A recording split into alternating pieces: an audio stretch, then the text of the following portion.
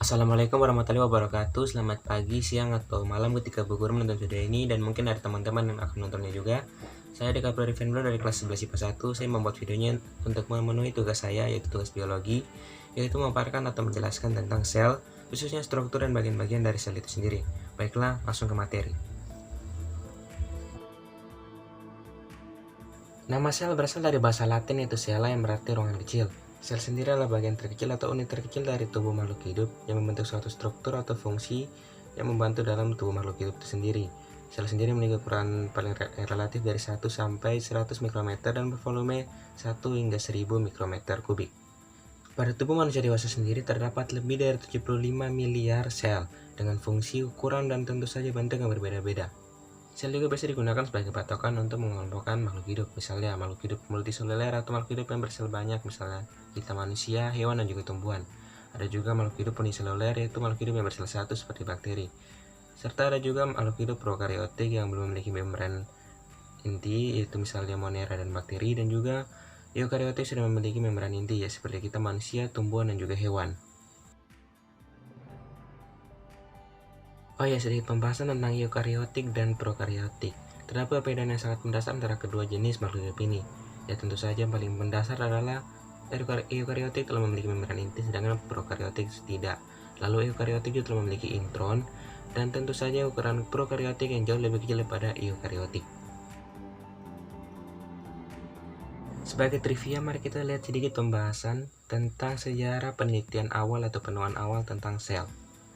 Pertama, pada 1665, Robert Hooke adalah orang pertama yang mengemukakan tentang adanya sel ketika ia mengamati sayatan gabus pada mikroskop.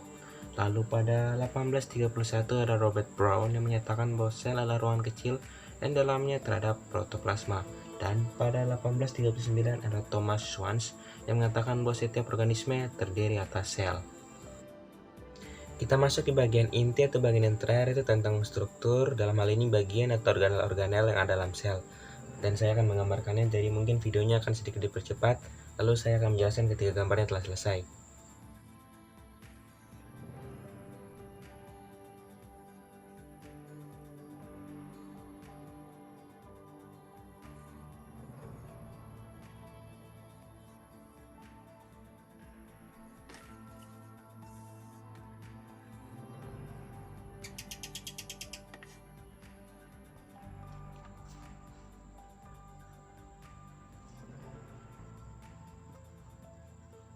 Gambarnya sudah jadi, mohon maaf kalau agak menunggu, jadi kita langsung ke pembahasan.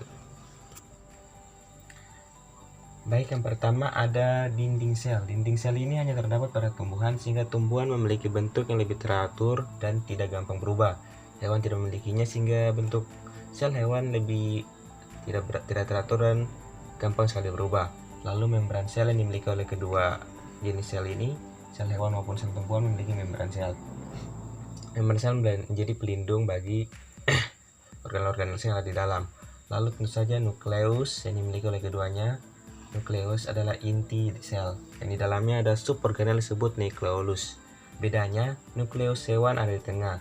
Sedangkan nukleus atau nukleolus tumbuhan memang awalnya di tengah, tapi semakin bertumbuh besar akan berpindah ke pinggir, dan di tengah akan digantikan oleh vakuola. Nah, apa itu vakuola? Vakuola itu organel yang hanya terdapat pada tumbuhan. Vakuola menjadi tempat cadangan makanan, makanya bentuknya adalah yang paling besar. Lalu berikutnya adalah RE. RE di kedua sel ini, yaitu sel tumbuhan maupun sel hewan terhadap RE, yaitu ada retikulum endoplasma yang berfungsi sebagai detox. Dan pada hewan terdapat dua, yaitu RE kasar dan RE yang halus. Yang halus sebagai sintetis lipid, sedangkan yang kasar sebagai sintetis protein, karena di atas atau di dalamnya terdapat ribosom yang bertugas sebagai pensintetis protein. Lalu yang khusus pada sel hewan terdapat sentriol, sedangkan pada tumbuhan khusus terdapat pastida. Pastida ini adalah pigmen warna yang dalamnya ada kloroplas yang memberikan warna hijau, dan beberapa pigmen-pigmen lainnya. Lalu ada juga mitokondria yang terdapat pada kedua sel ini juga.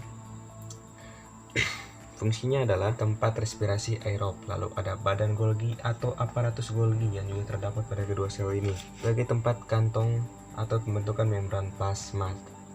Singkatnya sebagai tempat pembentukan membran plasma. Lalu pada hewan terhadap sitoplasma, yaitu tempat semua organel bernaung. Bisa dibilang lautan dan organel-organel adalah pulaunya. Lalu ada lisosom, organ pencernaan bagi sel hewan. Demikian penjelasan dari video saya. Mohon maaf jika ada kesalahan, karena saya tahu banyak kesalahan dalam penjelasan, penggambaran, dan pembuatan video. Jadi saya mohon maaf jika ada kesalahan dan mohon bimbingannya, Bu. Tapi terima kasih telah menonton video saya, dan semoga saja bisa bermanfaat untuk teman-teman dan untuk nilai saya sendiri, Bu. Jadi itu saja. Sekian, terima kasih, Bu. Assalamualaikum warahmatullahi wabarakatuh. Selamat pagi, siang, atau malam, Bu.